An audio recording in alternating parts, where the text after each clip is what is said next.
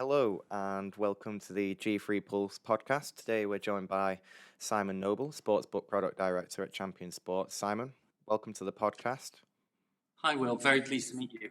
Oh, thank you for coming on. So, before we delve into what is predominantly a product-led discussion, how have you been since last time we spoke? We were on the show floor. Did it live up to expectations? Did you get a lot of sales out of it? Yeah, was pleasantly surprised or surprising. Initially, obviously, before you go in there, there's all these rumors that are swirling around as to how many people are going to be there. Are they, is anybody going to show up? And obviously, it's the long weekend with Easter. But I must admit, certainly for the first couple of days, we're very busy with, really good quality leads, if I'm being honest.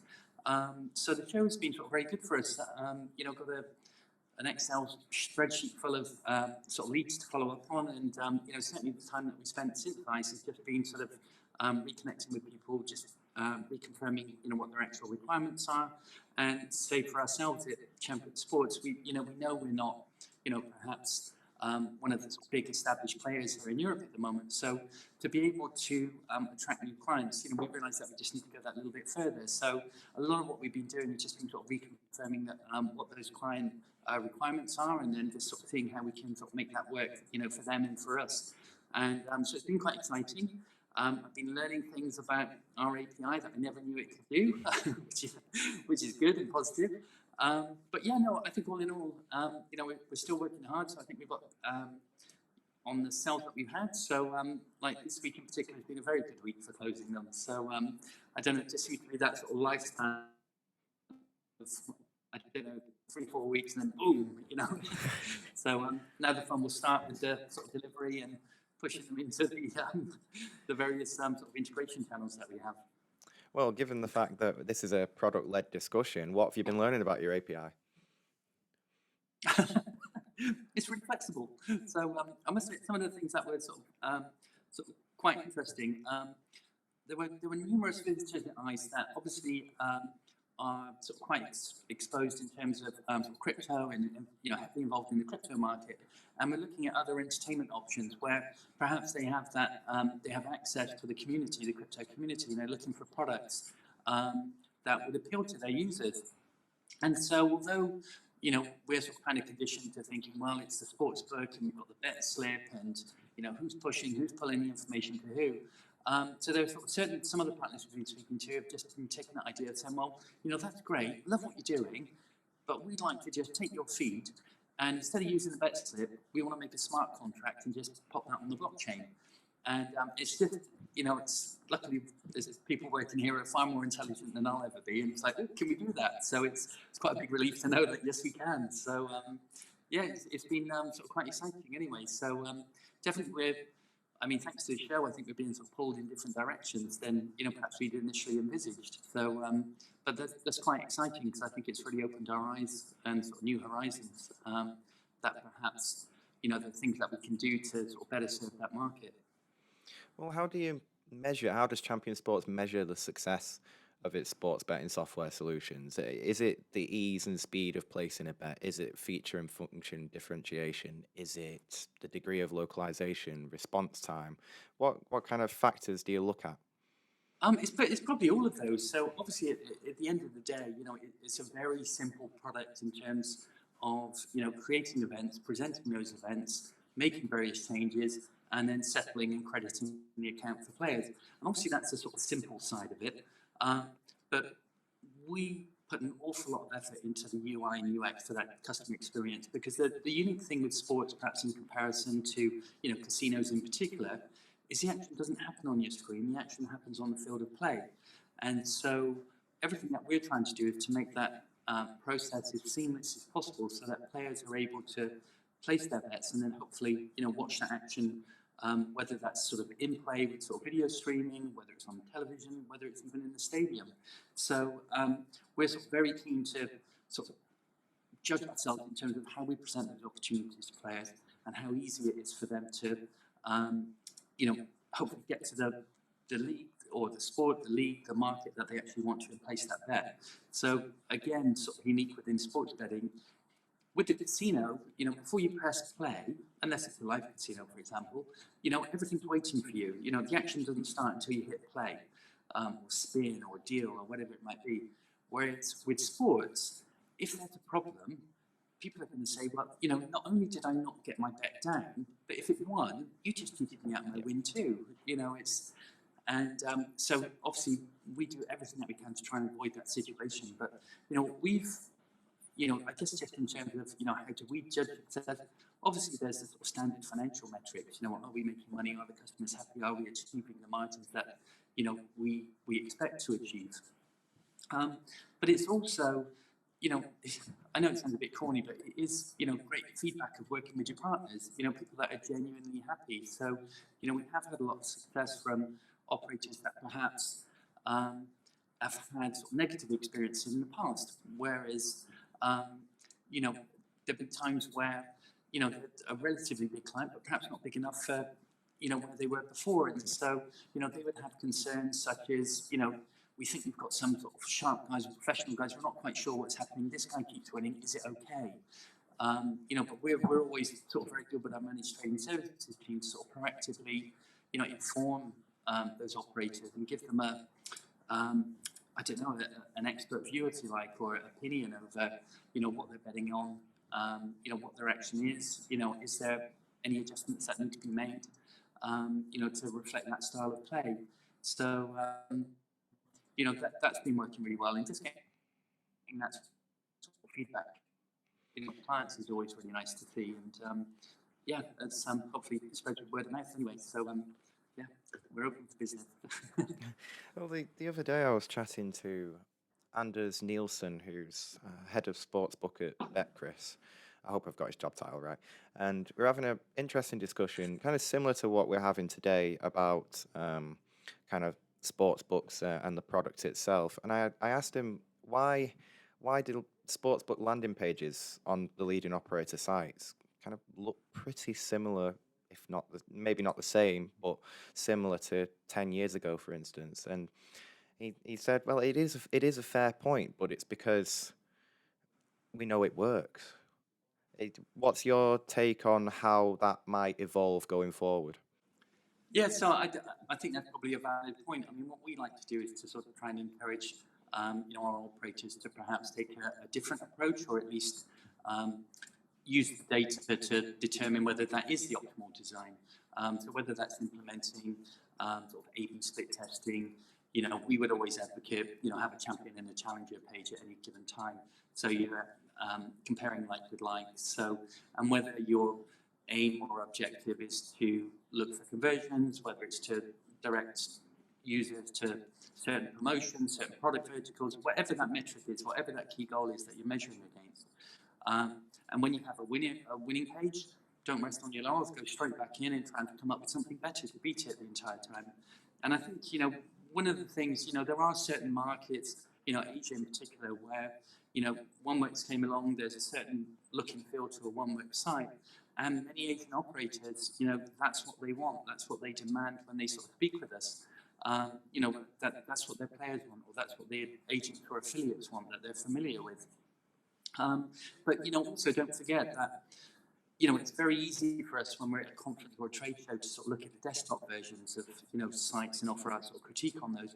But the vast majority of, action that we're receiving today, it's all on your mobile. And so, again, you perhaps see sort of more variety on the mobile that perhaps you wouldn't necessarily check. So I'm not sure that their interface is necessarily 20 years ago when it comes to landing page on your mobile.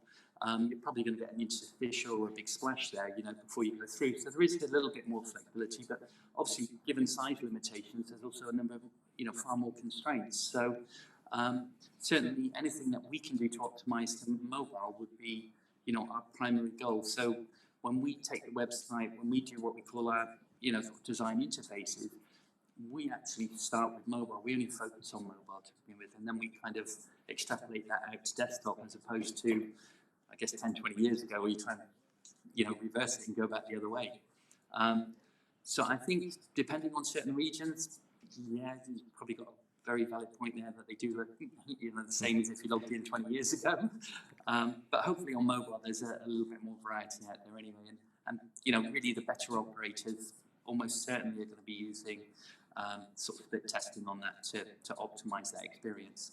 And obviously the holy grail for probably all of us is that, I think, in terms of like trying to be successful, trying to be sort of noticed or sort of stand out from the crowd, you have sort of product differentiation or also personalization. And so, a lot of it might also be looking to sort of build that content and serve that content to you based on your past behavior or our understanding as you as a player, or even if we don't have that information, people just like you. So maybe it's a case of, we've got someone from England logging in at this particular time, we've got these games on, so it gives us an idea that, other players just like you, this is kind of what the game that they're looking for. And so I think you're probably going to see over time a little bit more of that sort of personalization and customization, perhaps also sort of seamless for the player, where they're not necessarily even aware that it's happening.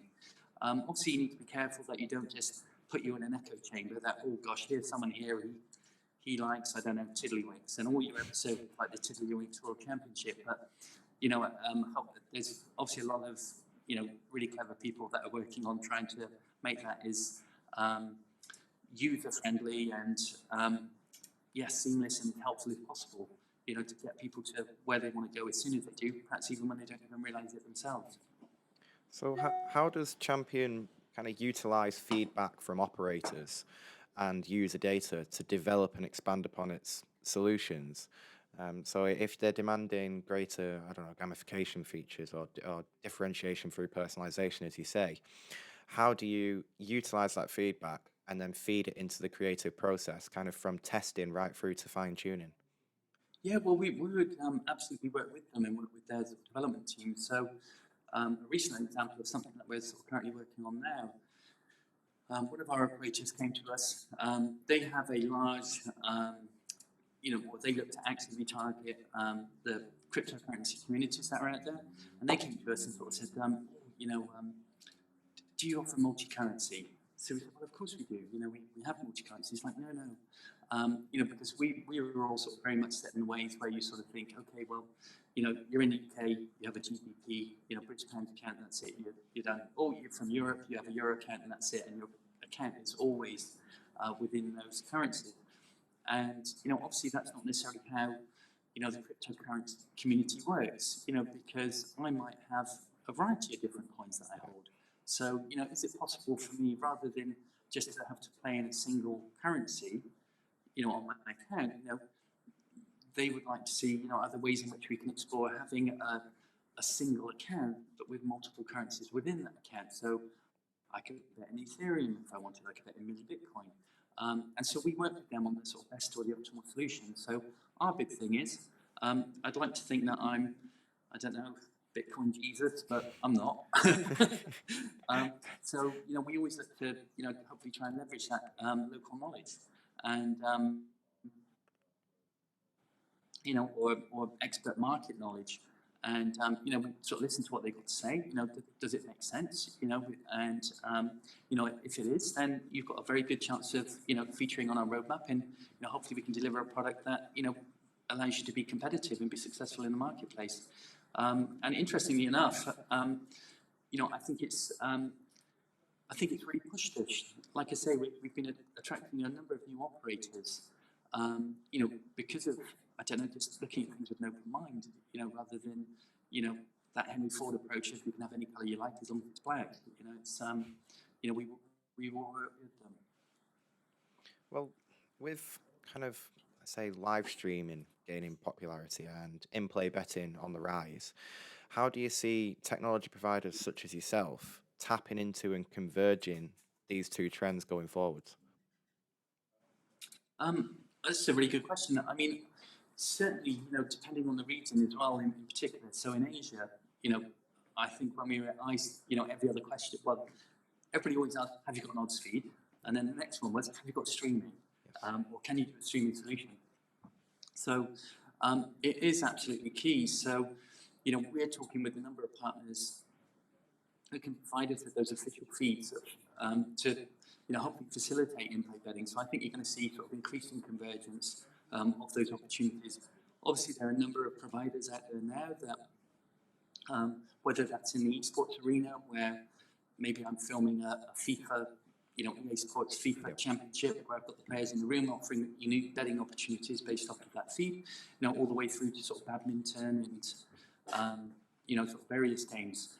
So, it's that idea of sort of creating your own content, being able to, serve that to sort of various operators and resell them to create all of those different betting opportunities. So I think you're going to see that increasingly happen more.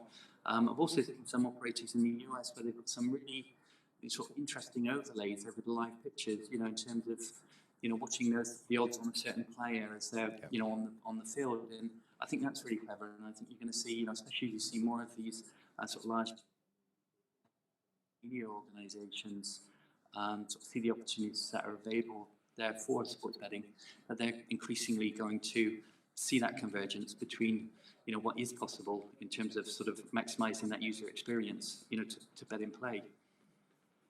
I think two things I'd want to pick up from that response is markets, and we'll come to that, but you mentioned esports there.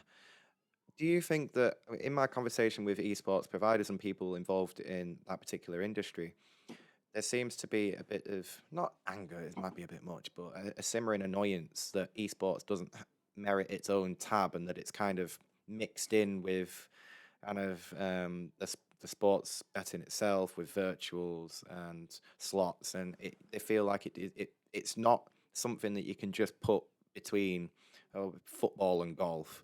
It's something that did I get my alphabet right then? Maybe the other way around. You know what I mean.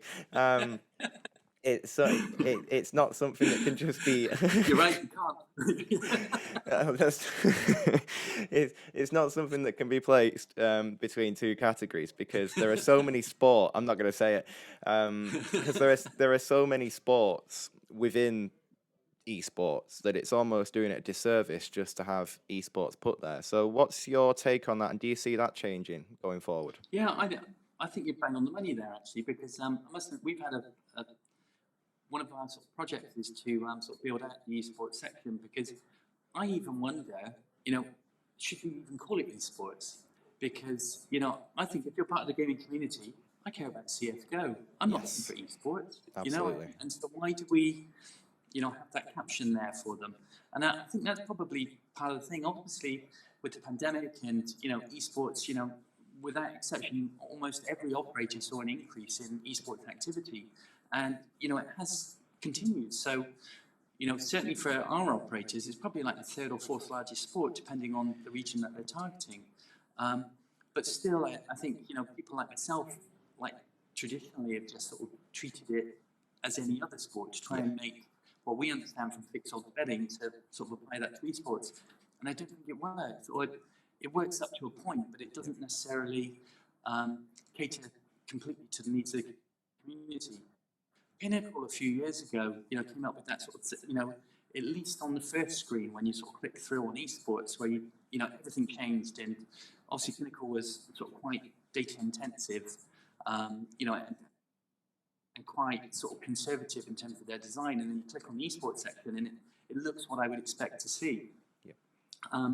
But then you go like one click deep, and you're back into the regular sports bit again. So I think there's an awful lot of work that can be done in that area. So that's something that we're looking to do with one of our Asian operators to hopefully make it more, exciting, sort of, and to be authentic for the market. So, at the moment, if there's anybody out there who's a big gamer and also a product manager, we'd love to take them on to take that, go forward with that project. Because me, middle-aged man sat here is probably not. I'm not the market, and so we want somebody who lives and breathes esports. Yeah. Because I think it is all about authenticity as well. People, maybe I can talk for 2 minutes about esports and sound quite convincing, but sort of scratch under the surface. You need to live and breathe it, and that's I think for people to sort of really respond and truly respond to it, I think you're right. I think we do need to break out.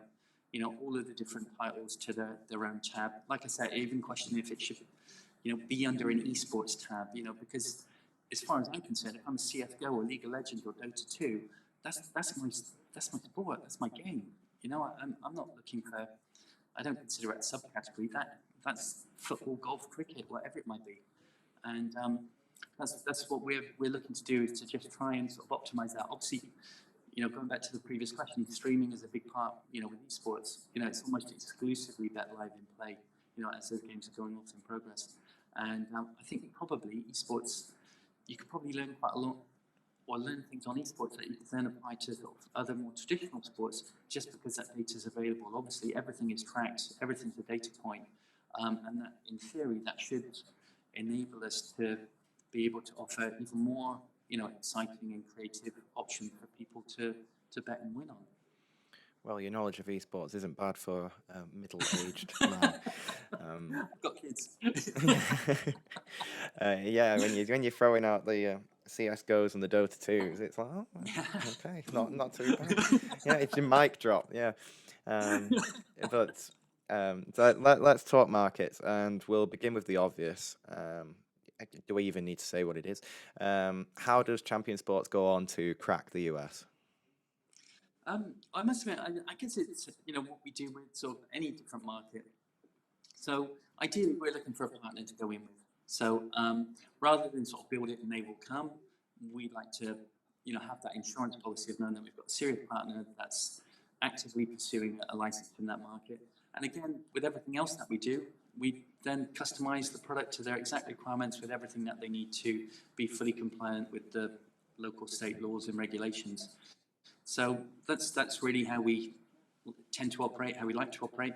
Just partner with ideally a large established player, and enter that market with them. So what we've been doing sort of here in Europe to a lesser extent is, when if we have an operator that's looking to go into a market that perhaps we're not yet sort of registered for or whitelisted for, then we work with them on ensuring that we get all the regulations. We're fully compliant, fully certified. Everything that we do, I guess it's sort of good hygiene in a way. Everything that we do, we're licensed here on the Isle of Man as a primary license. But even though it's sports, we still get everything accredited by BMM in terms of testing, just for our own peace of mind, and also the peace of mind of our players, to ensure that everything is what you would expect. And so, like I say, it's just America's a great market. Obviously, it'll be interesting to see whether the money that's being spent now, whether that's, I don't know, sustainable. Yes, or perhaps something to act as a word of caution in years of times. Like, I remember the day when they're burning whatever. So it'd be interesting to see. I used to work for Full Tilt Poker, and our big thing now was they had the concept of second mover advantage. So Full Tilt at the time, obviously PokerStars was number one, and they would go into a market and teach people about, poker. Poker's great. You need to play poker. Poker's a wonderful thing. And then Full Tilt policy would then come in afterwards, deliberately look to cater to using poker terminology that outside of the community you wouldn't necessarily, catch or be familiar with the idea being like, okay, well, let's let PokerStars go and spend all the money, teach people that poker's a game and you can play, play cards and make money. And then we would go in and try and attract the authentic poker players. So hopefully that's how things will play out in the American market. But again, we're just talking to a number of state operators that are looking to get licensed in some of those sort of new ones, and we'll see what happens. And outside of the US, what kind of non-tier one markets are you looking at? You've referenced Asia a few times, so I'm going to take it that's number one priority for you outside of the big ones. Asia is where we have the most licensees currently. That would be, our number one. In terms of the operators, if I looked at, whether that's in terms of the number of operators or the size of the operators, then Asia would be number one. But we are also picking up, funny enough, so operators here within Europe that are looking to target Ireland, quite a few for Ireland, a few for Africa, and we're seeing some early indications for South America as well, which is quite exciting for us. And to focus on, to kind of round off looking at the company, that Champion Sports itself, you've previously been candid. I've seen written a couple of times that you've said Champion Sports is, please don't take offense from this. That's all Champion right. Sports is not yet one of the, I think, what was it, one of the usual suspects when it comes to considering the top tier of technology providers. What do you think differentiates Champion from those other providers? And does Champion actually want to be considered in that bracket? Does it want to be the first name that comes to mind in that sense, or does it want to exist in its own, not niche, but bespoke sphere, if you will?